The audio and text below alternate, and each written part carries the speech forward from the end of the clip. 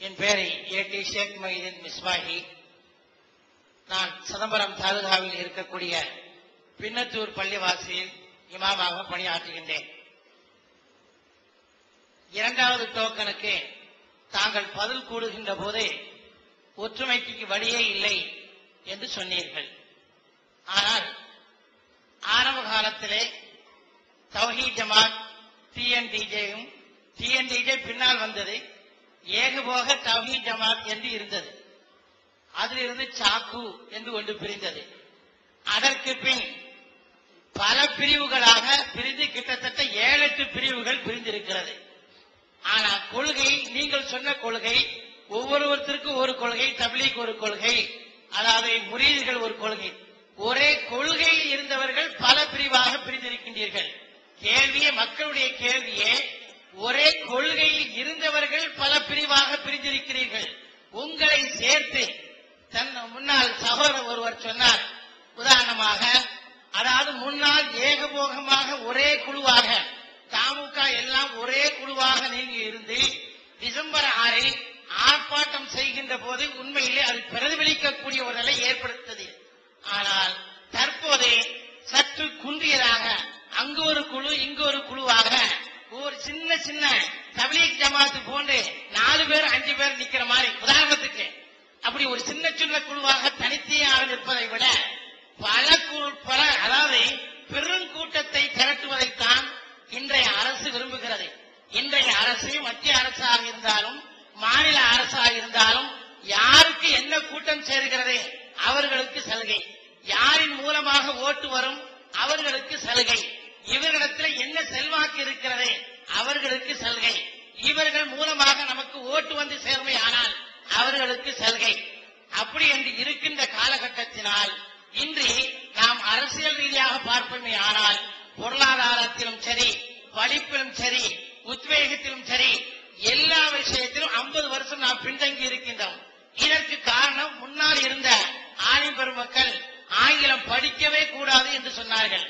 அதே போன்று எந்த மனத்தனத்தை செய்தார்களோ அதே போன்று நீங்கள் ஒரு கொள்கையை வைத்திருக்கின்றீர்கள், நாங்கள் அரசியலில் வரமாட்டோம்.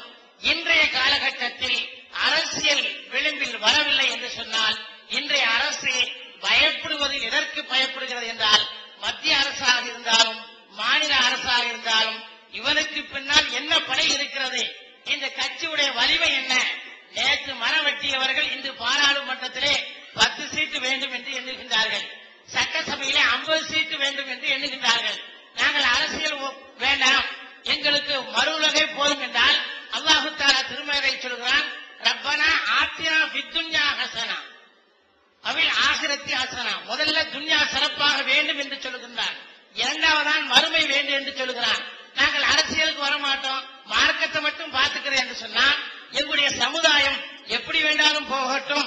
2% இருக்கக்கூடியவர்கள் வக்கீலாக இருக்கட்டும், நீதிபதியாக இருக்கட்டும், எந்த அரசியல் அமைப்பில் வேண்டுமானாலும் இருக்கட்டும், நாங்கள் கீழே இருக்கலாம் என்ற கொள்கையில் இருக்கின்றீர்களா?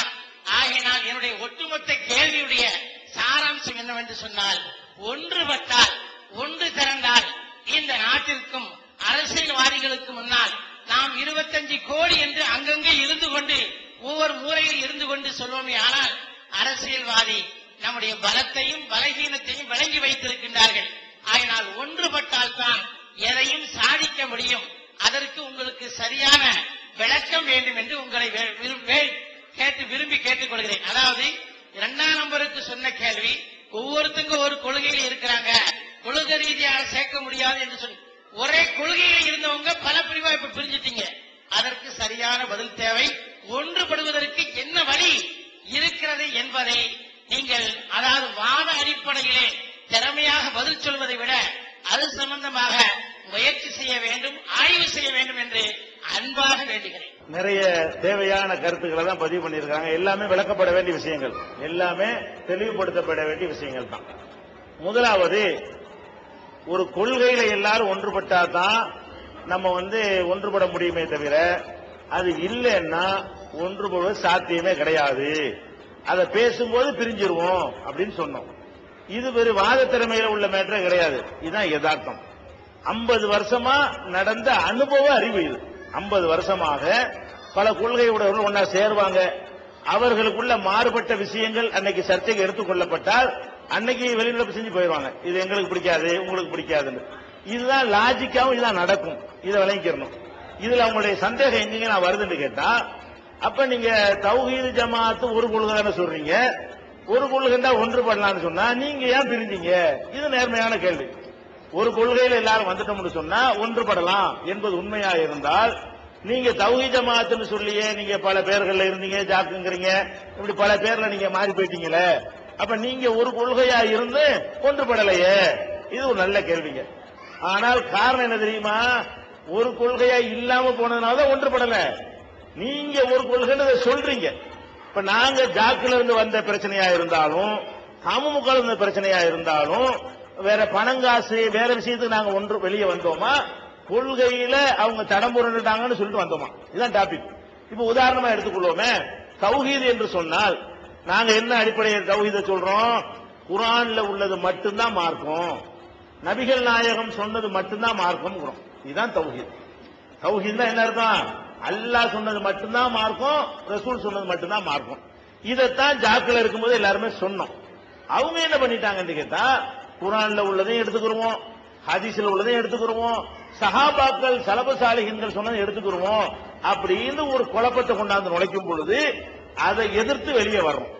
அப்ப கொள்கை மாறுபட்டதுனாலதான் வெளியே வர வேண்டி வந்துச்சு.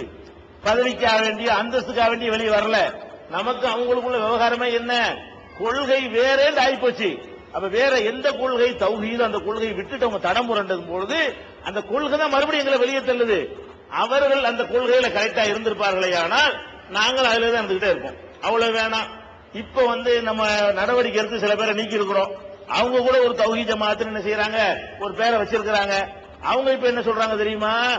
வரதட்சணை கல்யாணத்துல போய் சாப்பிடலாம், எல்லா கல்யாணத்தையும் கலந்துக்கலாம், சொந்த பந்தங்கள்லாம் பகைக்கப்படுதுன்னு ஒரு புது டயலாக் எடுக்கிறாங்க. அப்ப என்ன விளங்குறோம்? கொள்கை மாறி போச்சு. அப்ப நம்ம இப்பவும் சொல்றோம், தௌஹீத் ஜமாஅத்துல இருந்தா ஒற்றுமையா இருப்பாங்க நான் சொல்லவே இல்லை. அதை விட்டு வெளியே நின்று சிந்திங்கன்னு தான் நான் சொன்னேன். நான் சொல்லும் போது என்ன சொன்னேன்னு கேட்டா, தௌஹீத் ஜமாஅத்துல நீங்க இருந்தா தான் ஒத்துமை, தௌஹீத் ஜமாஅத்தை விட்டு வெளியே போனா ஒத்துமை நான் சொல்லவே இல்லை. ஒரு கொள்கையில இருந்தால்தான் ஒற்றுமைன்னு தான் சொன்னேன். இப்ப தௌஹீத் ஜமாஅத்திலே உள்ள ஒரு 50 பேரு இந்த கொள்கைக்கு மாத்தமான ஒரு கொள்கை வச்சுட்டு வெளியே போய் அவன் ஒரு தௌஹீத் ஜமாஅத்துன்னு வச்சுக்கிட்டான்னு சொன்னா அது கொள்கை மாறுபட்டு போச்சுல. இதே கொள்கையை சொல்றதுக்கு எங்க 2 பேர் இருக்கான்னு சொல்லுங்க, யாரே காட்டுங்க.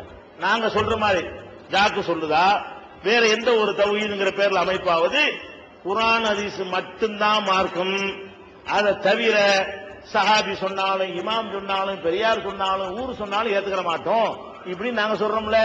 இப்படி சொல்லக்கூடிய ஒரு அமைப்பாக அவர்கள் இருந்து நாங்கள் அதுல இருந்து பிரிஞ்சா நீங்க கேட்கலாம். நாங்க எந்த கொள்கையை சொல்றோமோ, எது கரெக்டான, எது லா இலாஹ இல்லல்லாஹ்வில் அடங்கி இருக்கிறதோ, எது முஹம்மது ரசூலுல்லாஹ் அடங்கி இருக்கிறதோ அதை மாத்துனாங்க, பிரிஞ்சு போயிட்டாங்க. அப்ப தௌஹீத் ஜமாஅத்தில் இருந்தா ஒற்றுமைன்னு நீங்க புரிஞ்சுக்கிற தேவையில்லை. சரியான ஒரு கொள்கையில் அனைவரும் இருக்கணும். அப்ப கூட இந்த பிரிவினைக்கு என்ன காரணமா போச்சு பாத்தீங்களா? ஜாக்குக்கு எங்களுக்கு உள்ள காரணமே, நான் ஜாக்கு தலைவரா வர்றதுக்காக வேண்டியா நான் அதை விட்டு வெளியே வந்தேன். நான் தானே ஜாக்குக்கு தலைவரா இருந்தேன், நான் தானே ஃபர்ஸ்ட் தலைவரா, நிறுவன தலைவர் நான் தானே ஜாக்குல இருந்தேன். நான் என்ன பண்ணேன்? எனக்கு அந்த பதவியெல்லாம் வேணாம், நான் அந்த பிரச்சாரத்துக்கு பாதிக்குது, நீங்க இருந்து கேண்டு கொடுத்து இன்னொரு ஆள்கிட்ட கொடுத்து கீழே இருந்து பணியாற்றின பல வருடங்கள். எது வரைக்கும் பணியாற்றணும்? கொள்கையில தடம் பொருளாம இருக்கிற வரைக்கும் அதுல கீழே இருந்து பணியாற்றணும். எப்ப கொள்கையில பொண்ணு